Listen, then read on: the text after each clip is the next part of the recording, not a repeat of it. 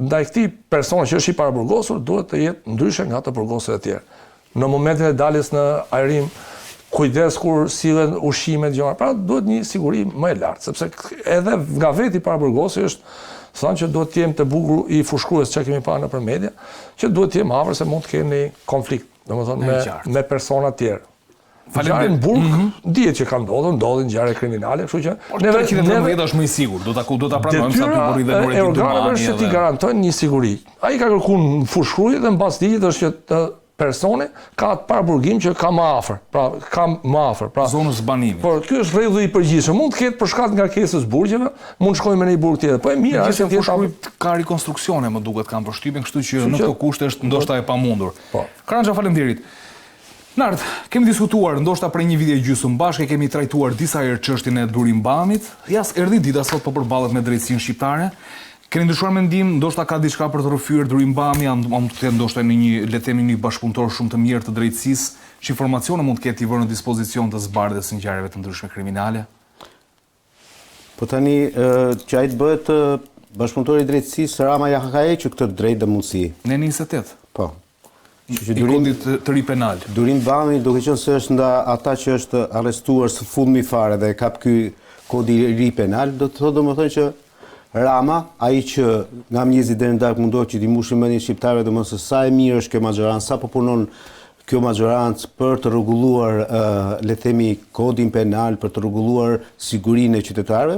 Në rasti konkret i ka hequr mundësinë një personazhi i cili teorikisht mund të di shumë gjëra, të paktën sipas asaj që flitet në media dhe sipas Spakut, praktikisht nuk do kishte asnjë lloj arsye që të bësh i penduar i drejtësisë, sepse nuk në bazë të atij nenit 28.7 e cila u fshi nga kodi penal, pikërisht përpara 2 muajsh nga kjo maxhoranca që po flasim neve, ai nuk ka as edhe një lloj arsye që ta bëjë gjë të tillë, sepse nuk merr asnjë lloj përfitimi, sikundër ka pasur për shembull Nurettin Dumani apo edhe të penduar të tjerë drejtësisë. Kështu që në këtë aspekt nuk do kishte asnjë lloj arsye që ta bënte një gjë të tillë. E dyta, ai akuzohet për vepra penale të cilat teorikisht janë shumë vështirë për të provuar, sepse po flasim vetëm për sigurim kushtesh ka. Sigurim kushtesh dhe po flasim vetëm për transkriptet të Sky ECC-s, e cila dhe Ecochatit, të cilat në pjesën më të madhe të Europës, nga gjykatat europiane, janë rrëzuar.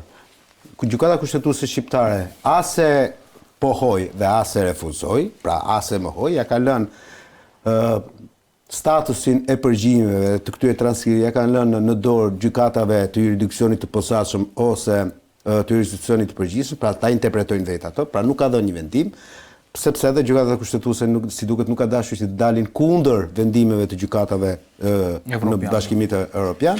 Që në këtë aspekt janë të gjitha gjasat, domethënë që Durimbami vijë aty, të bëjë atë le të themi proceduralitetin e tij dhe pas një viti, 2 vitesh ta shikoni të lirë, sepse unë e shikoj shumë të vështirë që t'i atribuohen vepra penale në atë mënyrë sikundër janë përcaktuar ose të paktën me aq sa flitet, sepse unë nuk e di çka menduar veprat penale, ti them veprat penale ka sigurim kushtesh për të kryer vrasje, ka kultivim të bimëve narkotike që ka qenë i përfshirë dhe një ish efektiv Renea Saltin Morina i arrestuar, i ka të grupi strukturuar kriminal dhe kryer veprave penale në kuadër të grupit të strukturuar kriminal ose organizatë kriminale. Shumë bukur. Tani, domethënë nga gjitha këto, ky personazh rrezikon, po them unë, 15 vite burg. Në total. Në total mund të shkojnë matematik, shkon 30, po unë po them 15 me përthithje, si ku ndot zakonisht në veprat penale. Tani, pyetja që unë ngre në rasti konkret. Çfarë ndryshimi ka Durimbami nga Belinda Balluku? Përse Durimbami duhet të jetë në burg dhe Belinda Balluku jo? Mos më shiko fare. Jo, do ta bëj unë ti. Ma bëj retorike se s'po t'ja përgjigje. Okej. Tani e treta dhe kjo është akoma edhe më e qëndësishme. Pjesë më të madhe të qytetarëve i dëmton një veprim apo një mosveprim i një personazhi si Durimbami, apo një veprim apo një mosveprim si një personazhi si Belinda Balluku. Dhe kur unë gjithmonë kam mbrojtur tezën, dhe këtë nuk po shpik, dhe se kam thënë unë se gjithkush mund ta thotë një gjë të tillë, domethënë se s'dua të bëj sikur po bëj mendje madhin në studiet televizive, po kur kanë thënë domethënë gjithmonë që një pushtetar, një politikan i veshur me pushtet që kryen një vepër penale është 10 fish më i rrezikshëm dhe duhet të dënohet 10 fish më shumë se sa një i prezumuar si kriminal, i cili merret edhe me këto që sapo thetik. Sigurisht, krimi politik targeton shumë, ha? Targeton masa qytetarësh. Atëherë do të vit tek ajo apologjia e zotit Rama të para 2-3 ditëve, që na bënte leksione jurisprudence. Do dalim dhe aty? Po mirë, pra dhe po e litë, pra. Ku tentonte të thoshte që neve e ndërtuam këtë drejtësinë e re, po kjo drejtësi e re tani na po na fut neve njerëzit në burg. Edhe e katërta, që është shumë e rëndësishme dhe kjo, që nga 1994, kur është bërë kodi i ri penal, jo i kohës së diktaturës, në Shqipëri dhe në çdo vend demokratik dënohesh për veprimin, jo për mendimin. Pra nëse unë kam pasur një mendim negativist për të kryer një vepër penale, por nuk e kam kryer vepër penale, s'ka vepër penale. S'ka vepër penale, nuk ka objekt veprës penale. Pra nëse unë kam pasur ndërmend që të vras dikë, por nuk e kam vrarë ose nuk kam bërë as edhe një lloj veprimi të atij, mendimi vetëm në kohën e Xhaxhit Enver, vetëm era një çela të dënonte për mendimin. Dhe atëherë se ishte ligj në neni 55 agitacion dhe propagandë, po të mendoje ndryshe nga partia, do futesh në burg dhe marrë fimi. Tani zotit Rama, kësaj qeverisje, do duhet që t'ja marrin për bazë këtë gjë apo jo? Sepse po t'ishte e kundërta, pyetja që unë prap ngre është, përse Belinda Balluku nuk është në burg dhe Duri Mbami është në burg? E trajtojmë pak sa ti marrë edhe një pyetje, një përgjigje nga një pyetje Karanxhës. Se nuk duhet vazhdo. Duri Mbami nuk i ka futur dorën në xhep pothuajse as në një qytetarit të Republikës së Shqipërisë. Nuk po mbroi Duri Mbami, no? Mu i kanë pas hallat mes vetes këta. Po dëgjoj që të kuptojnë njerëzit, pse bëj një paralelizëm të tillë, që ta kuptojnë njerëzit pse e bëj një gjë të tillë. Duri Mbami nuk i ka futur. Belinda Balluku më ka futur duart në xhep mua, ty, Karanxhës, familjeve tona, familje të shumë shqiptarëve, sepse ka pasur në dorë vetëm nga 2019 deri tani 4.5 miliard euro buxhet në ministrinë. Dhe sipas asaj që ka spaku, ka një korrupsion të llaftarshëm. Pra pyetja që u ngre, shqiptarëve i ka dëmtuar Duri Mbami? Se dindi një mendim? Apo i ka dëmtuar Belinda Balluku? Dhe prap një pyetje për shenjtorin ton, zotin kryeministër. A duhet jetë në burg Duri Mbami, apo duhet jetë në burg Belinda Balluku? Kaq duhet dio. Ose të dy ose asnjëri. Mirë. Faleminderit, Kraj. Pyetja e fundit. Ndoshta në një moment spaku mund të tentoj këtë përgjigje që ja mora dhe Nardi, që Nardi thotë nuk e lejon më kodi penal, por mund të përbëj një kërcënim mes botës krimit dhe politikës, sepse kujtojmë 2015-ën, rasti me Tom Doshin, ka qenë rasti me Mill Fufin, që pati një dëshmi.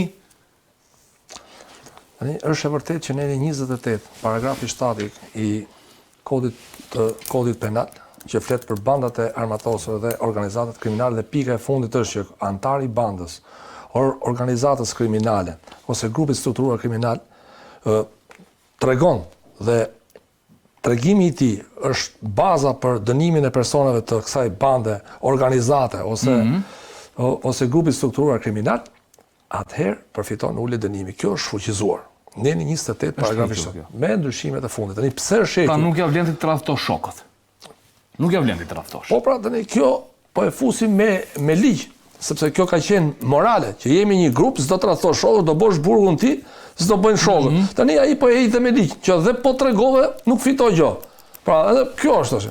Tregove dhe zgjidh gjë fare. Në fakt nuk e bëri për Tomo Karanxha, e bëri për administratën ai që mos është bërë kjo ndryrje në 28.7 që është fuqizuar, kjo ndoshta edhe hetim nga ana e Spakut, sepse ka prej krahët Spakut. Po. Jo, po kjo është shumë e rëndë. Pra, është në nenin 4 të ligjit të ndryshimeve, thotë është fuqizohet pika 7, pa dhënë argument, se zakonisht kur bëhet një ndryshim, ndryshohet. Pra, çiko ta formulojmë më mirë, jo është fuqizim. Fjala është fuqizim, ajo është ikën. Pra, shuhet si dispozit. Dhe si rregullohet puna e bashkëpunëtorit drejtësisë, duhet ta rregullosh këtë punë, se ti e hoqe ose siç ndodhi dhe ne si shnodhi dhe me kufit e Shqipërisë. Ka pas një ligj për kufirin dhe u shfuqizu ngelim në ka qenë një praktikë, domethënë 12 milje nga deti është ujërat e brendshëm, pra përcaktoi ujërat e brendshëm dia. E njëjta gjë ndodhet këtu e shfuqizon dhe tash ngelim dhe rrim brava. Prandaj kjo duhet rasti i nëse bëhet pentit ose më themi, janë disa dispozita tjera të kodit procedurës penale, por dispozita materiale ishte dispozita që jep të garanci më shumë këtij, se është neni që vlen sepse formulimi i bashkëpunimit veçantë, sepse neni 25 në kodit penal flet për bashkëpunimin. Për bashkëpunimin e thjeshtë. Është momenti kur ne mund ta ngrem si shqetësim këtë, që spakut ju mbasin bashkëpunëtorët e drejtësisë tashmë. Po pse është fuqizuar pika 7, dum informacion. Ja e tha Nardi, unë kam përshtypjen që Nardi e tha shumë saktë. Është bërë për të shpëtuar të tjerë. Sepse grupi strukturuar kriminal kodit fundit kemi pa ka shku cifrat kanë shku gjithanë. Po Karanç, nuk kanë bërë për kriminalet më, për këta të prezumuar kriminal, se nuk u djeg barku fare për atë. Po pse nuk ndanë më nart, që kjo s'vlen për korrupsionin vetëm për krimin e organizuar. Po ta kishin ndarë më burr. Shejtan budallajin e ketë dhe në kryeministri dhe në kuvend më burr. Si është fuqizuar? Po pra, tikin ka si lloj meme as ndonjë lloj gjë. Këta e kanë bërë që ti thon asaja që ishte asaj vajzës që dëshmoj kundër Erion Veliajt, po ta marrë si rastë, asaj vajzës ose të gjithë administratës publike, shikoni, po shkua të denonconi për një tender, për një korrupsion, shefin tuaj apo ministrin, mos harroni, dhe do shkoni në burg dhe nuk do përfitoni asnjë gjë. Pra i kanë bërë një yzmet vetes tyre, o Karant, nuk ka lidhje fare këtu me durin bambi, se mos kujto se bëhet vonë për faktin a do duhet të bëhen këta bashkëpunëtorë drejtësisë apo jo. Nuk duan t'ia dinë fare ma. Këta e kanë vetëm problemin të vetë atyre. Sepse nuk duan që të shkojë nesër një dëshmitar nga Ministria e Infrastrukturës dhe Energjisë apo nga Ministria e Mbrojtjes edhe të deponojë kundër Belinda Ballukut, të deponojë kundër Piro Vengut. Sepse po deponoj dhe ai merr atë marrëveshjen me prokurorin, normalisht nuk hyn gjerm këmbë, ndërkohë që titullari do shkojnë në burg. Atëherë, kjo është historia. Po ta vesh në fal. Patjetër. Neni 4 kur ndryshimet e kodit penal është shumë fshehtazi. Kaq thot. Në neni 28 paragrafi 7 shfuqizohet neni 4 i ndryshimeve. Pra hiqem. Pa dhënë as i shkak, pas bë as i po ta vesh e ke këtu. Shtonia. E shikoj. Po në 28 paragrafi 7 shfuqizohet. Okej, hiku kjo. Domethënë zhduken bashkëpunëtorët e drejtësisë. Te grupet kriminale, te grupet e strukturuar kriminal, sepse po shohim që grupet e strukturuar kriminal po kapërcejnë edhe nga administrata publike. Se këtu është muhabeti. Dhe po flasim për ligj, kjo është bërë me ligj dhe kjo është se çfarë thoshte neni 27, neni 28.7, jep ulet dënimi për ata që bashkëpunojnë dhe tregojnë një ngjarje reale, qoftë në korrupsion, qoftë krim të organizuar. Është hequr me ligj. Dhe kush do marrë guximin të flas, nuk e di. Ndoshta më tepër për të bërë tradhti se sa për të përfituar diçka.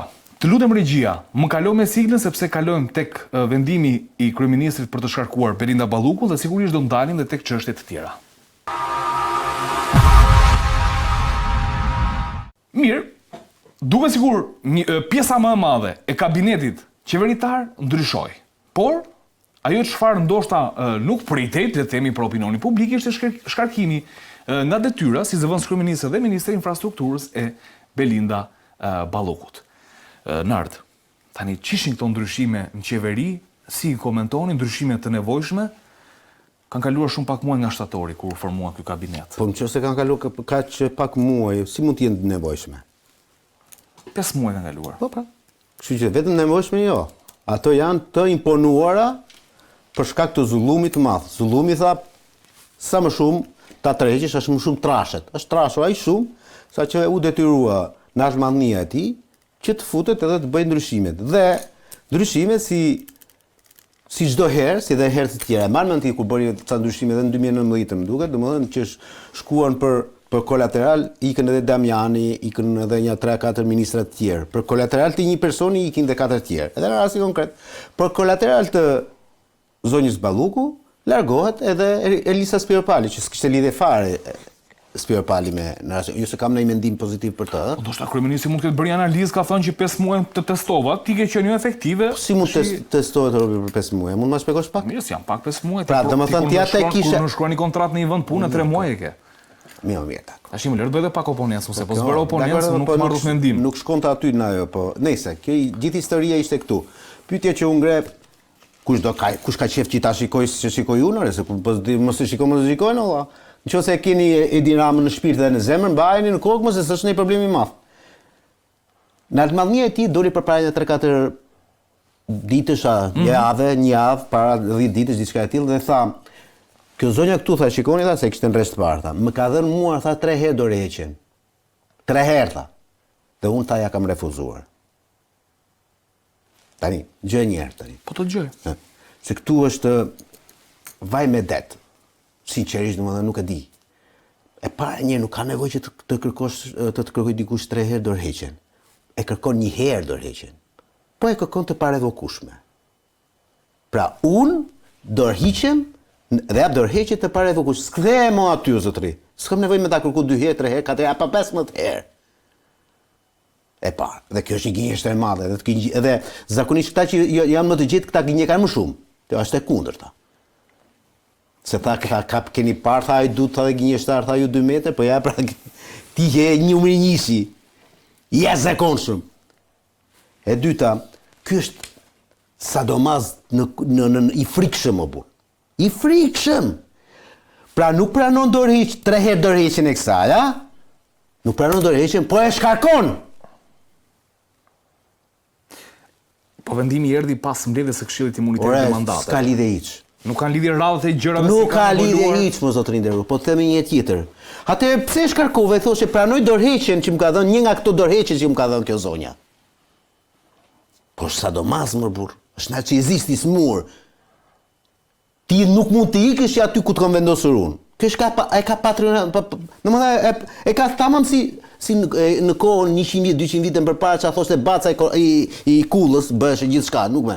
Këta ashtu sikundër e mësojnë që janë vetëm në sekondën e fundit ku dalin në kongres e mësojnë se janë ministra, po jo, ashtu e mësojnë dhe shkarkimin.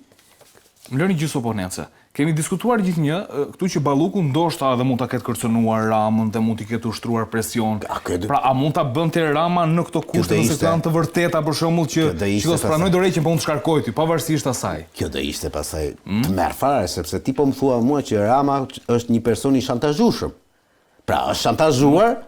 Diskutimet to kanë qenë. Që mund ta ketë kërcënuar, po kërcënimi është shumë e rëndë, unë po them shantazh. Shantazh, këtu rrim. Nuk është shantazh. Dhe unë po të them domosdoshmë që ka kështu, ndihmë pas kemi kryeministër valla. Jo, po ai tregoi të kundërt, që unë të shkarkoj pra. Shantazhi jot. Po jo pra ai tha tjetër gjë.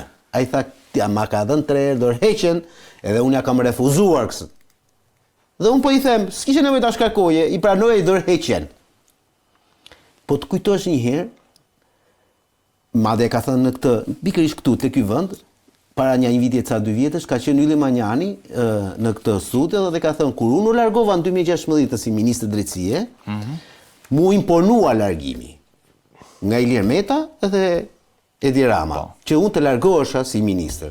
Dhe vetëm gjë tha që unë se pranoja dot nuk bota dhe i thashta, a doni që unë të largohem nga ministër? Po, më shkarko. Nuk e jap punë dorëheqjen. Më shkarko ti. Pra sepse dhe shkarkimi me dorëheqjen ka një lloj sensi juridik. Pra ti rrëzon domethënë logjikën e 3 dorëheqjeve që nuk rri fare, po thua. Tani, e fundit fare po i shkoj prapë pasaj ides, domethënë që nisa pak më përpara që bëra krahasimin midis njerëz dhe tjetrës.